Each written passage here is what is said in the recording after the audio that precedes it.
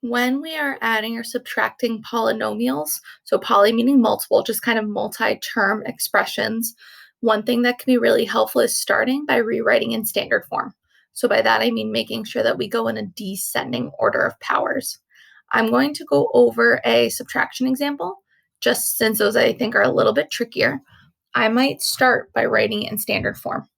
So to do that, I'm going to write 9x to the fourth plus 7. I'm just rewriting it in a descending order. That's my first. And I'm subtracting in order 3x to the fifth plus 2x to the fourth. I did not leave enough room, plus 8. From there, there's two ways to approach it. You might set it up in columns to subtract, but what I think is easier is to just kind of skim it and go in order of powers. I don't have an x to the fifth in my first, but if I subtract 3x to the fifth, I know that's going to be part of my final answer.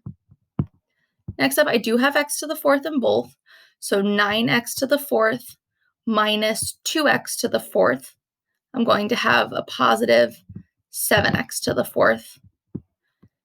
Positive 7 minus 8 minus 1, and that would be my final answer.